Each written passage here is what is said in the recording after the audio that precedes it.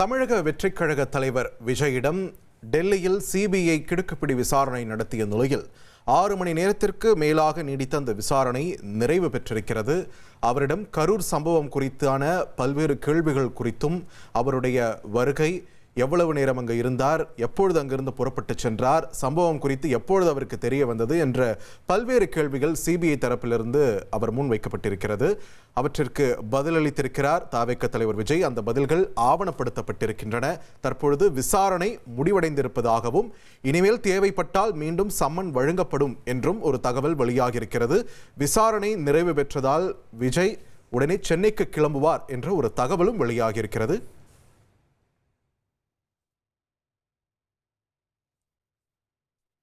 இந்த நிலையில் இந்த விசாரணை நிறைவு பெற்றிருக்கக்கூடிய நிலையில் நாளை விசாரணை தொடருமா தொடராதா என்ற ஒரு கேள்வி வந்த நிலையில் சில தகவல்கள் இன்றுடன் விசாரணை முடிவடைந்தது என்றே சொல்கிறார்கள். இதனால் தாவேக வட்டாரத்தில் இருந்துமே கூட மாறுபட்ட தகவல்கள் வந்து கொண்டிருக்கின்றன. அவருடைய எப்பொழுது சென்னை திரும்புவார் என்ற ஒரு தெளிவில்லாத ஒரு சூழலும் தற்பொழுது இருப்பதை நம்மால் பார்க்க முடிகிறது. அதேவேளையில் விசாரணை இன்று நிறைவு பெற்றிருக்கிறது என்பது மற்றும் உறுதி செய்யப்பட்டிருக்கிறது. தொடர்ந்து கூடுதல் விவரங்களோடு இணைகிறார் எமது செய்தியாளர் பாரதிராஜா. பாரதிராஜா, இன்னைக்கு நடந்த விசாரணையை பொறுத்த வரைக்கும் வெளியிலிருந்து பார்க்கும்போது நமக்கு நிறைய கேள்விகள். ஒரு லஞ்ச் பிரேக் அவருக்கு கொடுக்கப்பட்டிருக்கிறது, ஆனாலுமே கூட அப்ப கூட வெளியில போக தயாரா இல்லை அப்படின்னு அவங்க தரப்புல இருந்து ஒரு நிலை எடுத்திருக்காங்க. என்ன நடந்தது இன்னைக்கு டெல்லியில? கண்டிப்பாகவே இன்னைக்கு விஜயிடம் நடத்தப்பட்ட விசாரணை என்பது சாதாரண நபருக்கும் வேறு நபருக்கும் ஏற்படும் போல வித்தியாசம் ஒன்று உள்ளது. வழக்கமாவே சிபிஐ விசாரணை என்றால் அந்த லஞ்ச் கூட அங்கேயே அவங்களுக்கு ப்ரொவைட் பண்ணுவாங்க. அது சாதாரண மக்களுக்கு யாருன்னா சாட்சிகளோ அல்லது ஒரு குற்றம் சாட்டப்பட்டவராக இருந்தாலும் கூட அவர்கள் விசாரணை என்பது அவர்களுக்கு முழு விசாரணை நடைபெறும் வரை உள்ளே வைத்திருப்பாங்க. நம்ம இதுக்கு முன்னே பல முறை பார்த்திருக்கோம். 12 மணி நேரம் 13 மணி நேரம் விசாரணை எல்லாம் நடந்திருக்கு பல பேரிடம். அது போன்ற ஒரு விசாரணை தான் விஜயிடமும் நடத்தப்பட்டது. ஆனால் இந்த விசாரணையின் போது அவர் சாட்சி விசாரணைக்காகத்தான் அவர் அழைக்கப்பட்டார் என்பதை நாம் மறுத்துவிட முடியாது. சாட்சி விசாரணைக்காக அழைக்கப்பட்ட அவரிடம் பல கேள்விகள், அதாவது நம்ம ஏற்கனவே சொன்னோம், முக்கியமான 10 கேள்விகள் நம்ம ஏற்கனவே பதிவு செஞ்சிருந்தோம். அதன் கிளை கேள்விகள் என 80க்கும் மேற்பட்ட கேள்விகள் கேட்கப்பட்டது. அதில் அவர் என்னென்ன பதில் அளித்திருக்கிறார் என்பதைத்தான் வாக்குமூலமாக பதிவு செய்கிறார்கள். அந்த கேள்வியில முக்கியமான கேள்வியாக என்ன பார்க்கணும் அப்படின்னா, இன்னைக்கு ஆரம்பிக்கும் போதே முதல் கேள்வியே கரூர் நிகழ்ச்சியை ஏற்பாடு செய்தது யார், அனைத்து தகவலும் அந்த நிகழ்ச்சி ஏற்பாடு தொடர்பான அனைத்து தகவல்களும் உங்களுக்கு தெரிவிக்கப்பட்டதா அப்படின்னு தான் முதல் கேள்வியாக ஆரம்பிக்கப்பட்டது. அதற்கு பிறகு அந்த நிகழ்ச்சி நடந்ததற்கு ஏன் தாமதமா போனீங்க, பிரச்சார வாகனம் கூட்டத்தின் எந்த வழியாக சென்றது, கூட்ட நெரிசல் பற்றி எப்போது தகவல் அறிந்தீர்கள், சம்பவ இடத்திலிருந்து எப்போ கிளம்புனீங்க, தொண்டர்கள் காவல்துறையுடன் இணைந்து கூட்டத்தை கட்டுப்படுத்த முயற்சித்தார்களா, அந்த நிகழ்ச்சி நடைபெறும் நாளில் இறுதி முடிவை எடுக்கும் அதிகாரம் யார்கிட்ட இருந்தது என்பது உள்ளிட்ட பல கேள்விகள் அதன் துணை கேள்விகள் என முன்வைக்கப்பட்டு அவை அனைத்தும் கேள்விகள், அதற்கு விஜய் அளித்த பதில்கள் என ஆவணப்பூர்வமாக ஆவணப்படுத்தப்பட்டு, அதாவது பேப்பர்ல எழுதப்பட்டது ஆவணமாக படுத்தப்பட்டிருந்த நீதிமன்றத்தில் சார்ஜ் ஷீட்டோட ஸ்டேட்மெண்ட் அப்படியே சார்ஜ் ஷீட்டா ஃபைல் பண்ணணும். அதுக்காக ஆவணப்படுத்தப்பட்டு அந்த கேள்விகள், அந்த விசாரணை 5 மணிக்கு முடிந்தாலும் இந்த 1.5 மணி நேரம் அவரிடம் ஒவ்வொரு கேள்விகளும் ஏன்னா ஆங்கிலத்தில் எழுதுனதுனால அதை படுத்து காட்டி அனைத்து கோப்புகளிலும், அதாவது இந்த கேள்விகள் எத்தனை பக்கம் இருந்தாலும் அத்தனை பக்கங்களையும் விஜய் கிட்ட கையெழுத்து வாங்கியிருக்காங்க அப்படின்றதான் இது சாதாரண நடைமுறை தான்.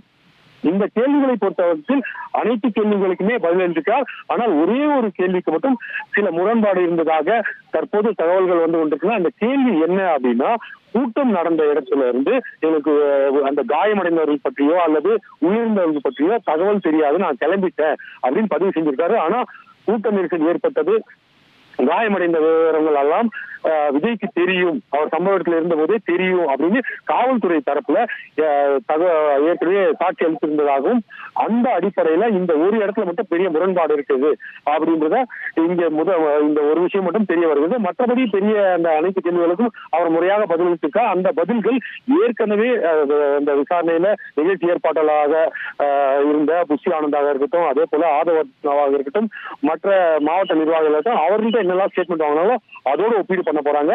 அந்த ஒப்பீடு அதை தொடர்ந்து காவல்துறை அளித்த ஸ்டேட்மெண்ட் அதனோட ஒப்பீடு செய்ய போறாங்க. இதை எல்லாத்தையும் செய்த பிறகுதான் இறுதியா சார்ஜ் ஃபைல் பண்ண போறாங்க. இதெல்லாம் இன்று விஜய் அளித்த பதில்களின் அடிப்படையில இந்த ஒப்பீடு நடைபெறும். இதை அடுத்து சார்ஜ் ஃபைல் செய்வாங்க. இதுல இன்னைக்கு விசாரணை முடிஞ்சிருச்சு விஜய்க்கு அப்படின்ற பட்சத்துல அவர் மீண்டும் அழைக்கப்படவும் வாய்ப்பு இருக்குது. அதையும் சொல்லியிருக்காங்க. சிபிஐ விஜய் கிட்டே சொல்லியிருக்காங்க, எங்களுக்கு தேவைப்பட்டால் மீண்டும் சம்மன் பண்ணுவோம், அன்னைக்கு நேரில் ஆஜராகணும் அப்படின்றதையும் சிபிஐ தரப்பு அவங்களுக்கு சொல்லி இருக்கிறது. எனவே அவர் தேவைப்பட்டால் மீண்டும் இங்க சிபிஐ அலுவலகம் வந்து ஆஜராவார் என்று எதிர்பார்க்கப்படுகிறது. அது மட்டும் இல்ல, ஏற்கனவே அவருடைய திட்டமிடல் என்பது இந்த விசாரணை முடிந்த பிறகு சென்னை திரும்ப வேண்டும், நாளை காலை சென்னை திரும்புவார் அப்படின்னு சொல்லப்பட்டது. அந்த முடிவுல கூட சில மாற்றங்கள் இருக்கலாம் அப்படின்னு சொல்லப்படுது. ஆனால் இறுதி முடிவை இன்னும் சென்னைக்கு திரும்புவது தொடர்பான இறுதி முடிவை இப்போது வரை விஜய் அவர்கள் எடுக்கவில்லை. அவர் முடிவெடுத்த பின்னர் இன்று இரவே கிளம்புவாரா நாளை காலை கிளம்புவாரா என்பது தெரிய வரும். சிபிஐ அலுவலகத்தை பொறுத்த மட்டும் தற்போதைக்கு விஜயின் விசாரணையானது முடிந்திருக்கிறது. 6.5 மணி நேரம், அதாவது காலையில 11:30 மணிக்கு போனாரு. இந்த சாயந்தரம் 6:30 மணிக்கு தான் அவர் சிபிஐ அலுவலகத்திலிருந்து வெளியே வந்தார். வெளியே வந்த காட்சிகளை பார்த்தோம். விஜய் கருப்பு நிற உடையில போனாரு, கருப்பு கார்ல போனாரு. இது எல்லாம் தாண்டி அவருக்கு உள்ளே உணவு வழங்கப்பட்டது, அங்க சாப்பிட்டாரு. உடன் சென்றிருந்த ஆதவ அர்ஜுனா சிபிஆர் அவர்கள் காத்திருப்பு அறையில இருந்தாங்க. விஜயிடம் விசாரணை நடக்கும் போது காத்திருப்பு அறையில இருந்தாங்க. விஜய் தனிமையில் தான் 2 அதிகாரிகள் கேள்விகளை கேட்க 2 அதிகாரிகள் விஜய் அளித்த பதிலை பதிவு செய்தார்கள் என்பதும் குறிப்பிடத்தக்கது. விசாரணை முடிந்து தற்போது ஹோட்டலுக்கு சென்றிருக்கிறார். அவர் ஏற்கனவே முன்பதிவு செய்யப்பட்டுள்ளது ஹோட்டல். அந்த ஹோட்டலுக்கு சென்றிருக்கார். அங்கு போய் ரெஃப்ரெஷ் ஆவார். அதன் பின்னர் சென்னை கிளம்புவது தொடர்பான முடிவை விஜய் அவர்கள் எடுக்க இருக்கிறார்.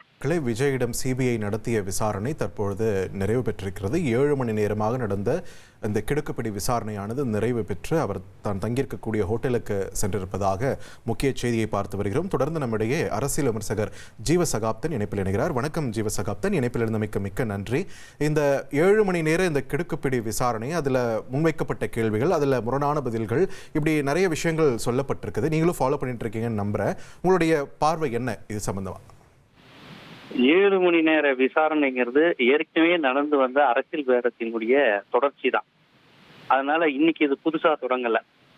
சிபிஐக்கு கொடுத்தது நன்றி என்று விஜய் போட்டதிலிருந்து, பாதிக்கப்பட்டவர்கள் போடப்பட்டதாக ஒரு புனைவாக ஒரு வழக்கை போட்டு எங்களுக்கு சிபிஐ வேணும்னு விஜய் கேட்டதிலிருந்து இந்த வளையத்துக்குள், பாஜக வளையத்துக்குள்ளதாங்க விஜய் இருக்கிறார். அதுல எந்த சந்தேகமும் கிடையாது. நான் தொடர்ச்சியா என்னுடைய விவாதங்கள்ல அதான் சொல்றேன்.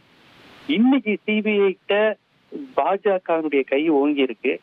விஜய ஒரு செல்லப்பிள்ளை மாதிரி நடத்தினவங்க இப்ப நான் சொல்றத கேளுங்கிற அடுத்த கட்டத்துக்கு போயிருக்கிறாங்க. இந்த 7 மணி நேர விசாரணையில 2 விதமான சாய்ஸ் தான் பேசப்பட்டிருக்கும். அதுதான் நீ நடக்க போகுது, நீங்க எழுதி வச்சுக்கோங்க. 1, எடப்பாடி பாஜக விஜய் கூட்டணி. விஜய் வந்தாங்கன்னா கண்டிப்பா ஜான் பாண்டியன், புதிய தமிழகம், தேமுதிக எல்லாருமே அதிமுக கூட்டணியாகி ஒரு மெகா கூட்டணியா மாறும். ஏன்னா ஒரு கொஞ்சம் வெற்றி பெறுவதற்கான வாய்ப்புள்ள கூட்டணியா அதிமுக பாஜக விஜய் கூட்டணி அமையும். ஏன்னா இப்ப ரொம்ப பலவீனமான கூட்டணியா இருக்கு. அதிமுக பாஜக வாசன் உடைந்து போன பாமகன்னு ஒரு மாதிரி ஒரு தோற்றம் நல்லா இல்ல அதிமுக கூட்டணிக்கு. விஜய் வரும் பட்சத்துல தயங்குகின்ற பிரேமலதா, ஏன்னா அவங்க விஜய் பிரபாகரன் கூட சொன்னாரு காங்கிரஸ் வலையில் விஜயை சிக்காதீங்கன்னு. அப்ப தயங்கி நிற்கின்ற பிரேமலதா கூட நேரடியா அமித்ஷா ஏடிஎம்கே வளையத்துக்குள்ள வருவதற்கு வாய்ப்பு இருக்கு. டாக்டர் கிருஷ்ணசாமி எல்லாருமே வந்துருவாங்க. ஏன்னா நம்ம ஒரு 1-2% ஓட்டு வித்தியாசத்துல தான் எல்லாரும் ஜெயிக்கிறாங்க, தோக்குறாங்க. இப்போ விஜய் வரும்போது கண்டிப்பா ஏதாவது தொகுதியில வெற்றி பெறலாங்கிற நம்பிக்கையில வருவாங்க. இது ஒரு வாய்ப்பு இருக்கு நேரடியா பிஜேபி கூட்டணியில சேர்றது. இது ஏடிஎம்கே பிஜேபிக்கு லாபம். ஆனா விஜய்க்கு டோட்டலா பொலிட்டிக்கல் கேரியரே அடைஞ்சிச்சு. இனிமே விஜய் எதுவுமே பேச முடியாது. இதுவரையும் எதுவும் பேசுறது இல்ல அவரு. இனிமே அவர் நான் பிஜேபி எதிரி, நான் தான் தமிழ்நாட்டுக்கு ஆல்டர்னேட்டிவ் எதுவும் பேச முடியாது. விஜயோட பொலிட்டிக்கல் கேரியர் அவுட்டு. ஆனா பிஜேபிக்கு 2வது வாய்ப்பு காங்கிரசுடன் கூட்டணி வைங்க. இத அமித்ஷாவே பாயிண்ட் கொடுப்பாங்க. திமுக மாதிரி ஒரு பெரிய கட்சியிலோட காங்கிரஸ் இருக்கக்கூடாது, காங்கிரஸோட மட்டுமாவது கூட்டணி வைங்க. இது 2ல ஏதாவது ஒண்ணு நீங்க செய்யுங்க அப்படின்னா விஜய்க்கு நிபந்தனை விதிக்கப்பட்டிருக்கு. மற்றபடி இந்த சிசிடிவி ஃபுட்டேஜ் பஸ்ல நடந்தது இதெல்லாம் எப்பயோ கேப்சர் பண்ணிருப்பாங்க. இன்னுமா அதை கேப்சர் பண்ணாம இருப்பாங்க? அதையெல்லாம் பண்ணி விசாரணை நடத்துறதா இருந்தா சிபிஐ என்னைக்கோ இதெல்லாம் நடத்திருக்கும். சிசிடிவி ஃபுட்டேஜ் எங்க, ஏன் கரூருக்கு லேட்டா இந்த கேள்விகள்லாம் அவங்க என்னைக்கோ கேட்டிருக்கணும். அது இவ்வளவு நாள் தாமதிச்சிருக்காங்கன்னா முழுக்க எப்படி போகுதுங்கிறதுதான் தேர்தல். சோ ஒரே வாய்ப்பு பாஜக கூட்டணியில சேர்வது, 2வது வாய்ப்பு காங்கிரசுடன் சேர்வது, திமுகவை வீக்கன் பண்ணுவது. இந்த 2 வாய்ப்பு தான் விஜய். விஜயிடம் 7 மணி நேரம் நடைபெற்ற சிபிஐ விசாரணை நிறைவு பெற்றிருக்கக்கூடிய நிலையில் மீண்டும் பொங்கல் பண்டிகைக்கு பின் விஜயை விசாரணைக்கு அழைக்க சிபிஐ திட்டமிட்டிருப்பதாக முக்கிய செய்தி ஒன்று வெளியாகியிருக்கிறது. தொடர்ந்து கூடுதல் விவரங்களோடு இணைகிறார் எமது செய்தியாளர் வெங்கடேசன். வணக்கம். விசாரணை இன்று நிறைவு பெற்றுருச்சு அப்படின்னு நம்ம கன்ஃபார்ம் பண்ணிக்கலாமா? மறுபடியும் பொங்கலுக்கு பிறகு கூப்பிட வாய்ப்பு இருக்குன்னு சொல்றாங்களே, சிபிஐ வட்டாரங்கள் என்ன தெரிவிக்கின்றன? வணக்கம். குறிப்பாக இந்த கூட்ட நெரிசல், கரூர் கூட்ட நெரிசல் வழக்கு தொடர்பாக ஏற்கனவே தாவேக முன்னணி தலைவர்கள் ஆஜராகி இருந்த நிலையில் அக்கட்சியின் தலைவர் விஜய் இன்று காலை டெல்லி வந்து சற்று முன்னர் வரை அவரிடம் பல்வேறு கேள்விகள், குறிப்பாக சுமார் 50க்கும் மேற்பட்ட கேள்விகள் அவரிடம் எழுப்பப்பட்டது. குறிப்பாக இந்த கூட்ட நெரிசல் ஒட்டிய கேள்விகளாகவும் அந்த கூட்ட ஏற்பாடுகள் தொடர்புடைய முன்னணி திட்டம் தொடர்பாக பல்வேறு கேள்விகள், அதில் ஏற்பட்ட குளறுபடிகள் யார் காரணம் என்பது உள்ளிட்ட பல்வேறு நுணுக்கமான கேள்விகளையும் தொழில்நுட்பம் சார்ந்த சில கேள்விகளையும் விஜயிடம் எழுப்பினார்கள். இன்றைய விசாரணை என்பது விஜயிடம் நடத்தப்பட்ட இன்றைய விசாரணை என்பது நடந்து முடிந்துள்ளது. நாளை பொங்கல் பண்டிகை என்பது தொடங்கி இருப்பதால் இந்த பொங்கல் பண்டிகைக்கு பிறகு மீண்டும் ஒரு நாள் விஜயை நாங்கள் மீண்டும் அழைப்போம் என அவரிடம் விசாரணை நடத்திய அதிகாரிகள் வட்டாரங்கள் நமக்கு தெரிவித்துள்ளன. அந்த தேதி என்பது விரைவில் விஜய்க்கு தெரிவிக்கப்படும். இந்த பொங்கல் பண்டிகைக்கு பிறகு விஜயை மீண்டும் அழைத்து மீண்டும் டெல்லிக்கு அழைத்து இந்த வழக்கு தொடர்பாக பல்வேறு மேலும் சில கேள்விகளை எழுப்பி அதில் விடை காணவும் சிபிஐ அதிகாரிகள் திட்டமிட்டுள்ளனர். இன்றைய விசாரணையில் பல்வேறு கேள்விகளுக்கு அவர் தயங்கி பதில் அளித்ததாகவும் சில கேள்விகளுக்கு அவர் தெளிவாக பதில் அளித்ததாகவும் அந்த வட்டாரங்கள் தெரிவித்துள்ளன. இருப்பினும் இந்த கேள்விகள் நிறைவடையாத நிலையில் இன்றைய விசாரணை இத்துடன் நிறைவடைந்து மேலும் ஒரு நாள் அவர் அழைக்கப்படுவார் என்றும் அது பொங்கல் பண்டிகை கழித்து இருக்கலாம் என்ற ஒரு உறுதியான தகவல் என்பது நமக்கு தெரிவிக்கப்பட்டுள்ளது.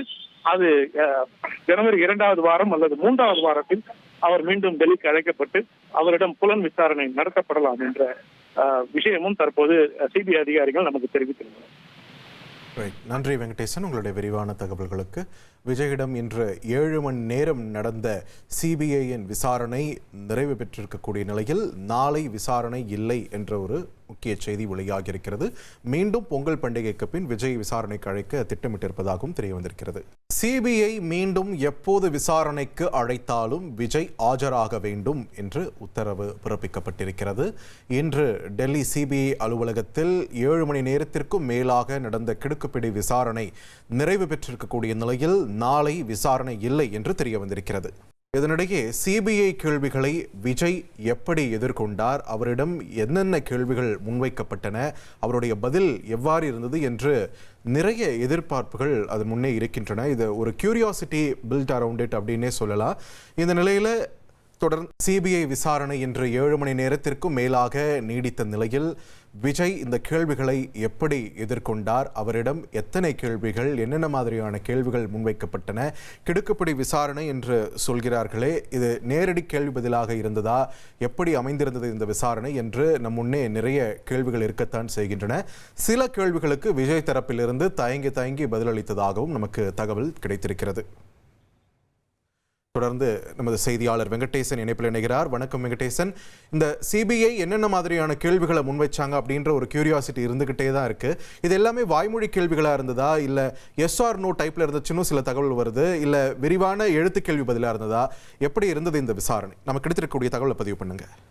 இந்த கேள்விகள் அனைத்தும் சில கேள்விகள் தொடக்கத்தில் வாய்மொழியாக இருந்தாலும் அனைத்தும் அவர் ஆம் இல்லை என்று சொல்லக்கூடிய கேள்விகள் சில முன்வைக்கப்பட்டன. இருப்பினும் இந்த கேள்விகள் என்பது முறையாக பதிவு செய்யப்பட்டுள்ளது.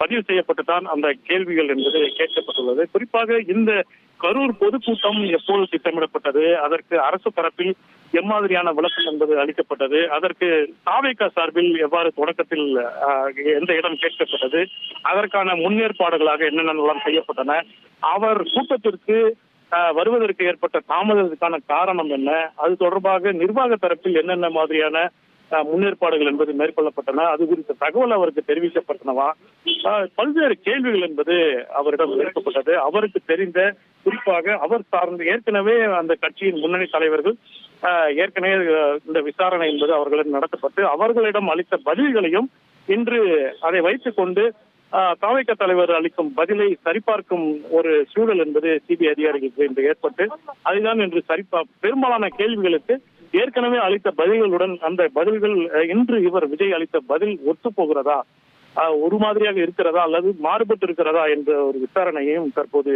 அவர்கள் உற்று நோக்கி அந்த பதில்களை ஆராய தொடங்கியுள்ளனர்.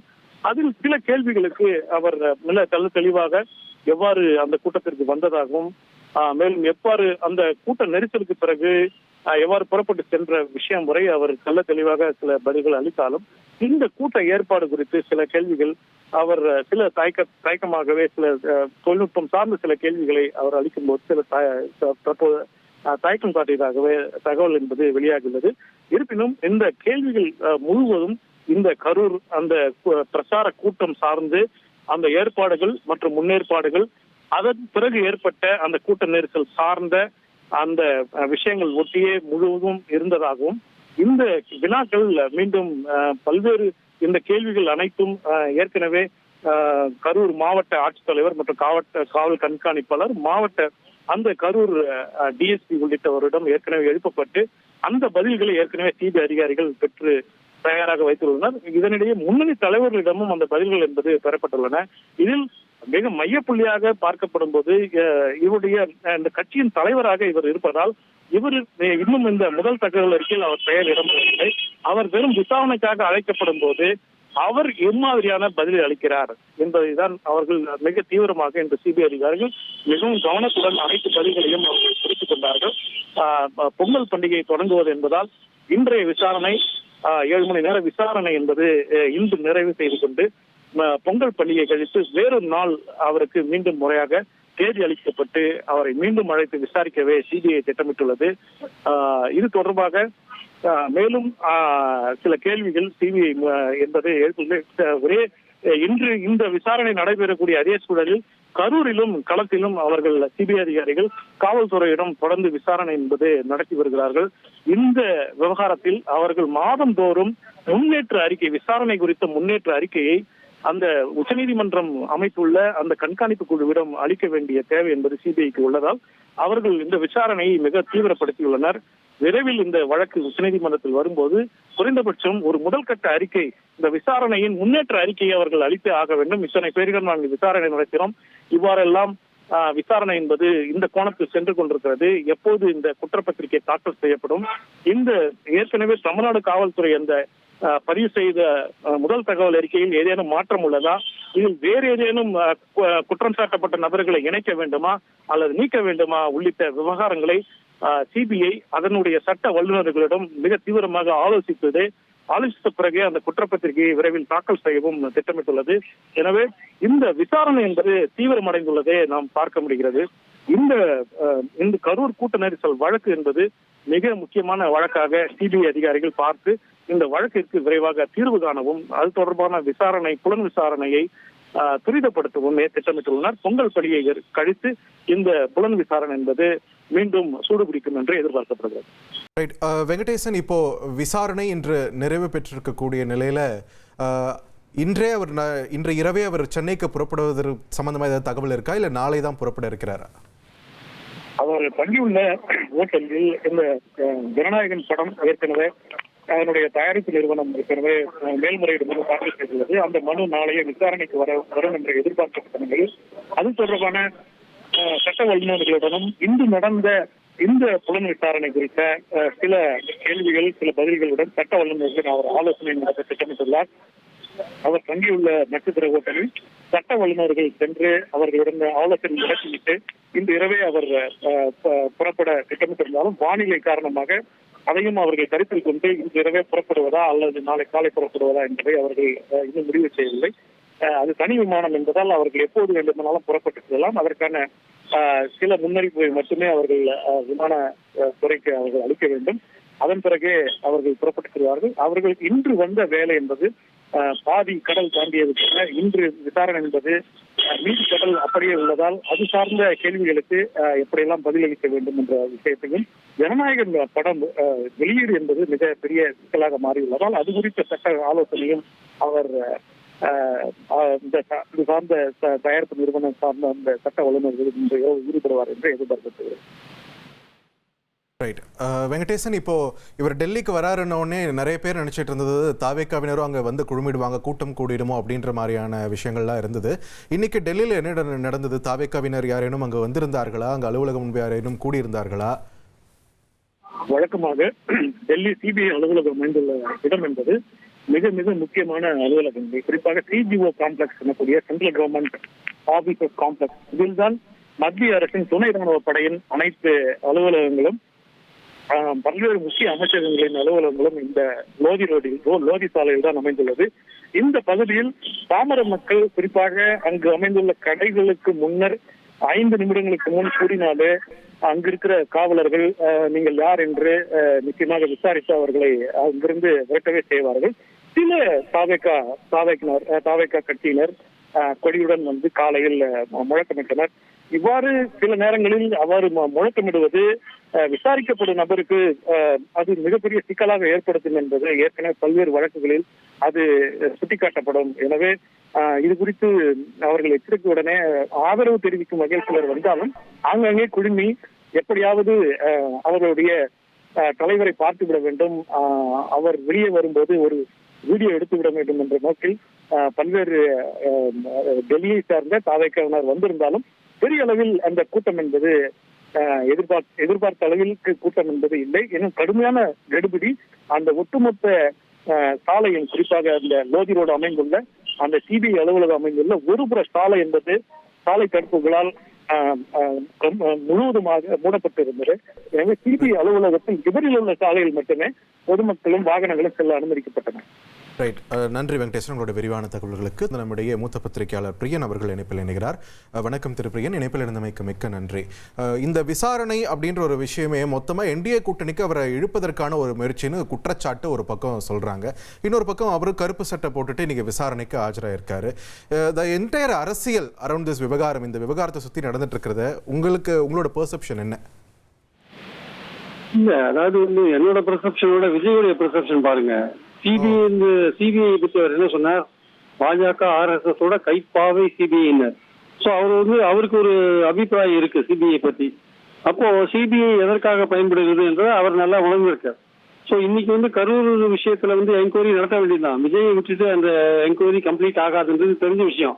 விஜய்கிட்ட கேட்கறதுக்கு ஏகப்பட்ட கேள்விகள் இருக்கு. அதனால இன்னைக்கு விசாரணை முடியல, நாளைக்கு 11 மணிக்கு மறுபடியும் வர சொல்லிருக்காங்க அவரை. ஸோ அதனால வந்து முசி ஆனந்த்கிட்டையும் ஆதவ் அர்ஜுனகிட்டையும் நிர்மல்குமார்கிட்டையும் மதியழகிட்டையும் கேட்ட அதே கேள்விகள் மறுபடியும் ரிப்பீட் பண்ணப்பட்டிருக்கு. பல கேள்விகளுக்கு அவருக்கும் இவருக்கும் பதில் சொல்றது வித்தியாசம் இருக்குன்றாங்க. சில கேள்விகள் வந்து ஓரளவுக்கு எல்லா பதிலும் ஒற்றுமையா இருக்குன்றாங்க. இப்போ வித்தியாசமான கேள்விகள் எடுத்து அவங்க வச்சுட்டு நாளைக்கு வந்து கேள்வி கேட்பாங்க. ஸோ அதனால வந்து இவருக்கு வந்து சிக்கல். படங்கள்ல வந்து போலீஸ் ஆபீசரா இருந்திருக்கலாம், விசாரணை அதிகாரியா இருந்திருக்கலாம். ஆனா உண்மையான விசாரணையை சந்திக்கும் போது அது வந்து மன ரீதியான பாதிப்புகளை நிறைய ஏற்படுத்தும். அதுவும் அரசியல் புற அழுத்தங்கள்லாம் வந்ததுன்னா இன்னும் மேலும் பல மன அழுத்தங்களை ஏற்படுத்தும். இப்ப இருக்கிற சூழல்ல ஜனநாயகனுக்கு வந்து பாத்தீங்கன்னா சுப்ரீம் கோர்ட்ல வந்து கேபிஎஸ் போட்டாங்க, சென்ட்ரல் போர்டு கிளீன் சென்சார். அவங்களை கேட்காம எதுவும் பண்ண முடியாது. அவங்க பதில் சொல்ல போறதா கேஸ் அங்க வரும் ஆக்சுவலா. அப்போ இங்கேயும் வந்து சிபிஐ என்கொயரியில வந்து கேள்விகள் ரொம்ப கடுமையா மன அழுத்தம் கொடுக்குற மாதிரி கேள்விகள். இப்ப இருக்கிற அரசியல் சூழ்நிலையில் நீங்க முதல்ல ஒரு கேள்வி கேட்டீங்க, என்டிஏ கூட்டணியில அவர் இழுக்கிறதுக்கான முயற்சியான்னு. அதை வந்து நம்ம வந்து அந்த கேள்வியை ஒதுக்கி விட்டு இந்த விஷயத்த பார்க்க முடியாது.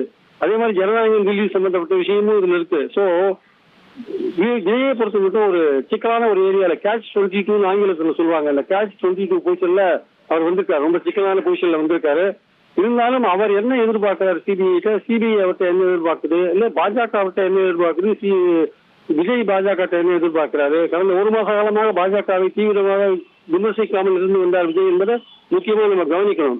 ஸோ இந்த சூழல்ல தான் வந்து என்டிஏ கூட்டணி அவரை கூப்பிடுறதாகட்டும், அல்லது வந்து திமுக அணிக்கு போற வாக்குகளை எப்படி விஜய் சைடுல தள்ளி விடணுன்ற ஒரு வியூகத்தை வந்து பாஜக அமைத்துட்டு இருக்காங்க.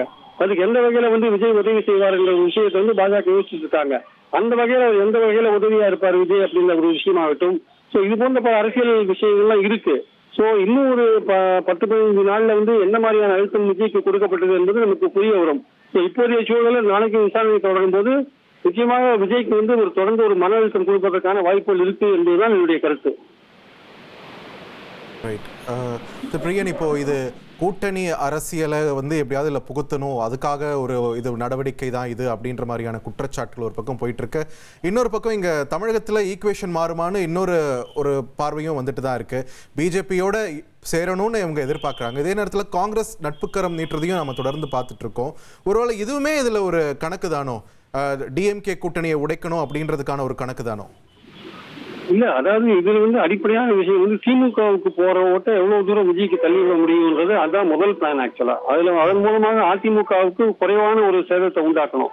ஸோ விஜய் எந்த அளவுக்கு அதுல பயன்படுத்த முடியும்ன்றதான் பாயிண்ட் அதுல. ஸோ அதுல வந்து பாஜகவை கொள்கை எதிரி என்று சொல்லுகின்ற விஜய் பாஜகவை கடந்த 1 மாச காலமாக தீவிரமாக விமர்சிக்காமல் இருக்கிறார்.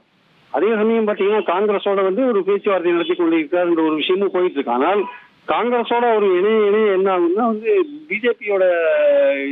பிஜேபிக்கும் விஜய்க்கும் தான் பிரச்சனை அப்படின்ற மாதிரியான ஒரு விஷயம் வந்துட்டு இருக்கோம். அப்போ பிஜேபிக்கும் விஜய்க்கும் பிரச்சனை அப்படின்னா மக்களுடைய பார்வையில் என்ன ஆகுதுன்னா திமுகவோட பாஜக தான் வந்து விஜய்க்கு ரொம்ப எதிரியா இருக்கு அப்படின்ற போது அந்த ஓட்டுக்களை வந்து திமுகவுக்கு போற பாஜக எதிர்ப்போட்டுகளை விஜய்க்கு தள்ளி விடுற ஒரு விஷயம் இங்க நடக்கும்ன்றதை நம்ம பாக்குறோம். ஸோ காங்கிரஸ் சேர்ந்தா அது இன்னும் வேகமா நடக்கும். ஆக்சுவலா வந்து காங்கிரஸ் சேர்ந்தா இன்னும் வந்து பாஜகவுக்கு எதிரி வந்து பாஜகவும் காங்கிரஸ் ஒரு அணி தான் வரும். அப்போ திமுகவுக்கு போற மைனாரிட்டி ஓட்டுகளோ இல்ல பாஜக எதிர்ப்பு ஓட்டுகளோ வந்து அந்த தாவேகா அணிக்கு போறதுக்கான வாய்ப்புகள் இருக்கு. பாஜகவுடைய நோக்கம் அதுதான். அவங்க வின் பண்றாங்களோ இல்லையோ அவங்களுக்கு குறைவான சேதத்தோட எதிரணியான திமுகவுக்கு பலமான சேதத்தை விஜய் மூலமா உண்டாக்கணும். அதை எப்படி பண்றது? சமீபத்துல தமிழ்நாடு வந்திருந்த பியூஷ் கோயல் என்ன சொன்னார்?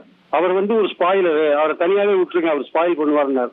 அப்போ அவர் எந்த அளவுக்கு அவர் வந்து ஸ்பாயில் பண்ண எவ்வளவு அதிகமா ஸ்பாயில் பண்ண முடியுமோ அவ்வளவு அதிகமா திமுக அணியை ஸ்பாயில் பண்றதுக்கான அந்த வாய்ப்பை வந்து அந்த பாஜக உருவாக்குறதுக்கான முயற்சியில் இறங்கியிருக்காங்க.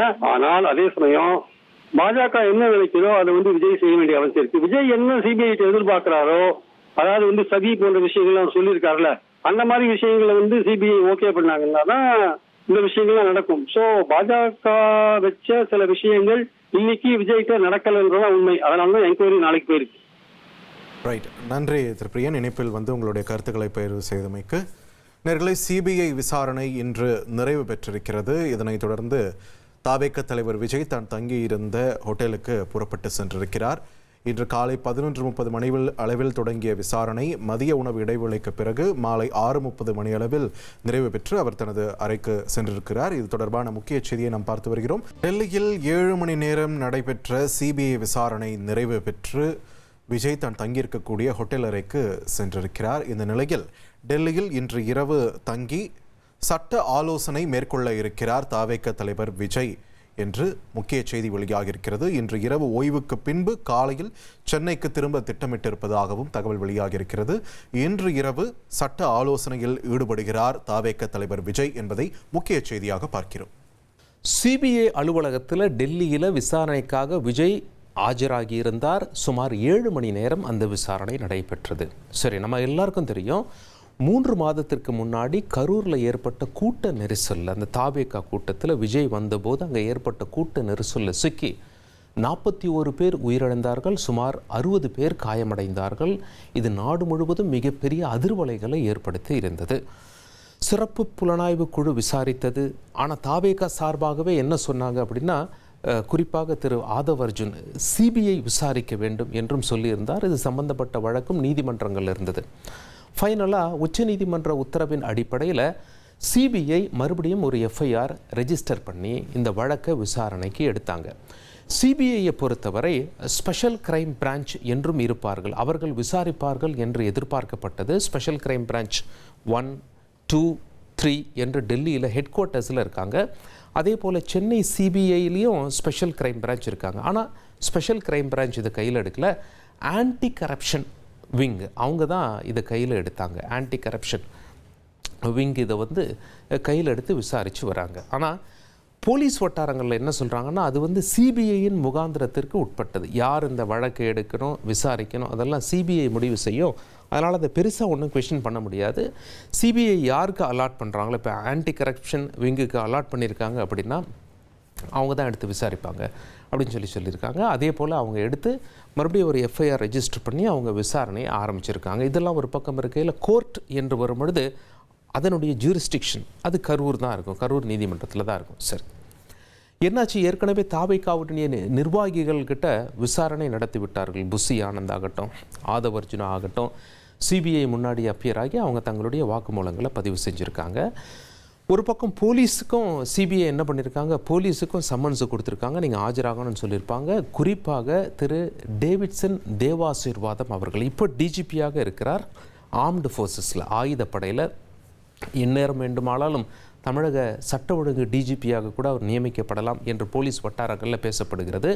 இந்த சம்பவம் நடக்கும்போது அவர் ஏடிஜிபி லா அண்ட் ஆர்டர், சட்ட ஒழுங்கின் ஏடிஜிபி தமிழ்நாடு முழுக்க. அப்படின்னா எல்லா எஸ்பிஸும், எல்லா டிஸ்ட்ரிக்ட் எஸ்பிஸும் அவருக்கு தான் ரிப்போர்ட் பண்ணுவாங்க, சட்ட ஒழுங்கு ஏடிஜிபிக்கு. குறிப்பாக இந்த விவகாரம் தொடர்பாக நாள்தோறும் ஊடகங்களை சந்தித்து எப்பெல்லாம் பேட்டி கொடுக்கணுமோ அப்பெல்லாம் அவர் பேட்டி கொடுத்து வந்தார். போலீஸ் என்ன சொல்கிறாங்க, தாவேகா தான் காரணம் அப்படின்னு சொல்கிறாங்க. அந்த 41 பேர் உயிரிழந்ததுக்கு தாவேகா என்ன சொல்கிறாங்க, போலீஸ் தான் காரணம் அப்படின்னு சொல்கிறாங்க. சிபிஐ 2 தரப்பிற்கும் சம்மன்ஸ் கொடுத்துருக்காங்க. அந்த வகையில் தாவேகா கட்சியின் முக்கிய நிர்வாகிகள்லாம் ஏற்கனவே சிபிஐ விசாரணைக்கு ஆஜராகி இருந்தாங்க. விஜய் இன்று சிபிஐ விசாரணைக்கு ஆஜராகி இருந்தார். இதற்காக காலையில் அவர் சென்னையிலிருந்து புறப்பட்டார். சென்னையிலிருந்து புறப்பட்டு விமான நிலையம் வந்தடைந்தார். அங்கே பொதுமக்கள்லாம் சராசரியாக பயன்படுத்தல ஃப்ளைட், அந்த ஃப்ளைட்டில் போகல, சார்ட்டர்ட் ஃப்ளைட் என்று அழைப்பார்கள். தனிப்பட்ட சிறிய ரக விமானத்தில் தாவேகா, திரு விஜய் மற்றும் ஆதவ் அர்ஜுனா மற்றும் முக்கிய நிர்வாகிகள் அந்த சிறிய ரக விமானத்தில் டெல்லிக்கு பயணித்தாங்க. அந்த சார்ட்டர்ட் ஃப்ளைட்டில் சென்னையில் திரு விஜய் விமான நிலையம் வந்த காட்சிகளை தற்பொழுது முழு திரையில் பார்க்கலாம்.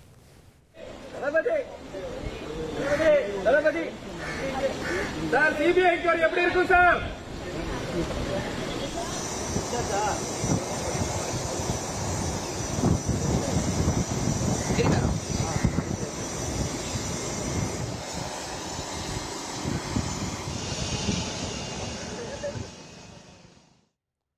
நீங்கள் பார்த்த அந்த சார்ட்டர்ட் ஃப்ளைட்டில் விஜய் மற்றும் அவருடைய குழுவினர் டெல்லிக்கு பறந்து சென்றார்கள். சுமார் 10:30 மணிக்கு அவர்கள் டெல்லி சென்றடைந்தார்கள். அது அந்த சார்ட்டர்ட் ஃப்ளைட்ஸுக்குன்னு ஒரு ஸ்பெஷல் என்ட்ரன்ஸ் இருக்குது. அது மட்டும் இல்லை, இவர் Y category protective, Y category security இவருக்கு இருக்கும் காரணத்தினால் சென்னையிலையும் ஒய் கேட்டகரி, அதே நேரத்தில் டெல்லி போனோம்னா அங்கேயே ஒய் கேட்டகரி ஸ்டார்ட் பண்ணிட்டாங்க.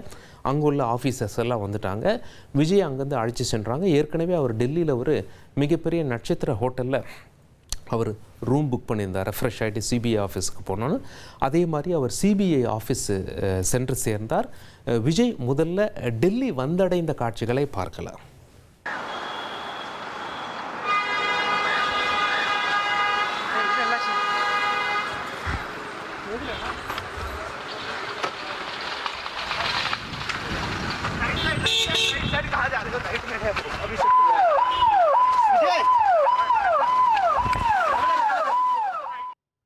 சிபிஐ தலைமையகம் இன்று வழக்கத்திற்கு மாறாக அதிக செக்யூரிட்டியோடு காணப்பட்டது. காரணம் என்ன அப்படின்னு சொல்லி சிபிஐ வட்டாரங்களை விசாரிக்கும் போது அவங்க என்ன சொல்கிறாங்க, இல்லை இவர் ஒரு சினிமா நட்சத்திரம், அரசியலுக்கு வந்திருக்கார், அவருடைய படம் வேறு இப்போ ரிலீஸ் ஆகும்போது அது சம்மந்தப்பட்ட கோர்ட்டு கேஸ் எல்லாம் கூட சுப்ரீம் கோர்ட் வரைக்கும் வந்துருச்சு. ஒரு சினிமா பிரபலம் என்பதால் அரசியலில் வந்திருக்கார் அப்படிங்க, அவருடைய ஃபேன்ஸ் எல்லாம் வந்துடக்கூடாது. அது ஒரு மிகப்பெரிய டிராஃபிக் உண்டாயிடுச்சு அப்படின்னா இது ஒரு கேபிட்டல் சிட்டி, விஐபிஸ் மூமெண்ட்டுக்கு மிகப்பெரிய தடையாக இருக்கும். அது மட்டும் இல்லை, அங்கே உள்ள பொதுமக்களுக்கு மிகப்பெரிய சிரமமாக இருக்கக்கூடாது. இவரோட ஃபேன்ஸ் எல்லாம் அங்கே ஒன்று கூடிவிடக்கூடாது என்பதற்காகத்தான் இந்த ஸ்பெஷல் பேரிகேட்ஸ் எல்லாம் போட்டு இந்த ஸ்பெஷல் தடுப்பு நடவடிக்கையெல்லாம் நாங்கள் எடுத்திருக்கோம், வேறு ஒன்றும் கிடையாது அப்படின்னு சொல்லியிருந்தாங்க. அதாவது விஜயுடைய ஒரு சில ஃபேன்ஸ் அங்கே வந்திருந்தார்கள்.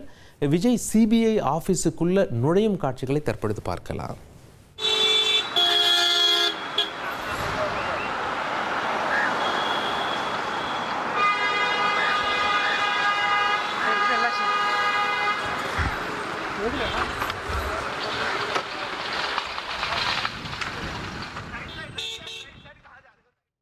வழக்கமாக சிபிஐ ஆஃபீஸுக்கு வர்றவங்க கார் வெளியே நிற்கும், இவங்க மட்டும் இறங்கி உள்ளே போவாங்க. சரி, அப்படி தான் விஷுவல் கிடைக்கும் அப்படின்னு சொல்லி எல்லாம் வெயிட் பண்ணாங்க. But Vijay Y category security protective என்பதால் அவர் உள்ளே அவரோட காரை அனுமதித்தாங்க. உள்ளே அவரோட கார் போயிட்டு அவர் விசாரணைக்கு ஆஜரானார். சுமார் 7 மணி நேரம் இந்த விசாரணையானது நடைபெற்றது. என்னெல்லாம் கேள்விகள் முன்வைக்கப்பட்டது அப்படின்னு சொல்லி சிபிஐ வட்டாரங்களில் பத்திரிகையாளர்கள் பேசி பார்க்கும் பொழுது என்ன தெரிகிறது, இல்லை எப்போவுமே யார் விசாரணைக்கு வந்தாலும் நாங்கள் ஒரு டீட்டெயில்டு குவெஸ்டினர் கொடுத்துருவோம், அவங்களுக்கு ஒரு சில கேள்விகள்லாம் கொடுத்துருவோம், அவங்க எழுத்துப்பூர்வமாகவும் பதிலளிக்க வேண்டியிருக்கும். அந்த ப்ரொசீஜர் தான் ஃபாலோ பண்ணியிருக்கோம். குறிப்பாக அந்த சம்பவத்தை பற்றி கேட்டிருந்தோம். அதாவது எத்தனை பேர் கூடுவார்கள் என்று நீங்கள் நினைத்திருந்தீர்கள், இவ்வளவு க்ரௌட் என்று முன்பே உங்களுக்கு போலீஸ் பெர்மிஷனில் என்ன சொல்லப்பட்டிருந்தது, அதுக்கு தயாராக நீங்கள் போனீங்களா, சொன்ன நேரத்திற்கு நீங்கள் போனீங்களா, அது மட்டும் இல்லாமல் மக்களுக்கு தேவையான அடிப்படை வசதிகள்லாம் முன்கூட்டியே நீங்கள் அங்கே அமைத்து கொடுத்திருந்தீர்களா, அந்த இடத்துல இப்படி ஒரு சம்பவம் நடந்தது உங்களுக்கு எப்போ தெரியும், ஏன் அங்கேருந்து நீங்கள் அவசரமாக கிளம்பி வந்தீங்க, இது போன்ற கேள்வியெல்லாம் கேட்டு விஜயின் பதிலை பதிவு செய்து கொண்டதாக அங்கிருக்கும் வட்டாரங்கள் ஊடகத்தினருக்கு தகவல் சொன்னாங்க. அதே மாதிரி போலீஸாரிடமும் கேள்விகள் கேட்கப்பட்டிருக்கிறது. நீங்கள் எத்தனை பேருக்கு பாதுகாப்பு கொடுத்தீங்க, அவங்க உங்களுடைய ரெக்கார்ட்ஸ் படி, உங்களுடைய இன்டெலிஜென்ஸ் இன்புட்ஸ் ஆகட்டும், உங்களுடைய ரெக்கார்ட்ஸ் படி விஜய் எத்தனை மணிக்கு வர வேண்டியவர், எத்தனை மணிக்கு வந்தார், அடிப்படை வசதிகள்லாம் செய்யப்பட்டிருந்ததா செய்யப்படவில்லையா, இந்த மிகப்பெரிய அந்த ஸ்டாம்பேடுக்கு யார் காரணம் அப்படிங்கிற கேள்வியெல்லாம் ரொம்ப டீட்டெயில்டாக கேட்டு வச்சுக்கிட்டாங்க. இப்படியாக 7 மணி நேரம் விசாரணை நடைபெற்றது. பிறகு விஜய் அங்கிருந்து வெளியே வந்தார். விஜய் வெளியே வருவதற்கு முன்பு விஜயுடைய அட்வொகேட்ஸ் எல்லாம் சாயந்தரம், அதாவது மாலை நேரத்தில் சிபிஐ ஆஃபீஸ் விஜய் உள்ளே இருக்கும்போதே உள்ளே போனதா அங்கே இருக்கும் ஊடகவியலாளர்கள் நமக்கு தகவல் சொன்னாங்க. விஜய் சிபிஐ ஆஃபீஸ்லேருந்து வெளியேறும் காட்சிகளை பார்க்கலாம்.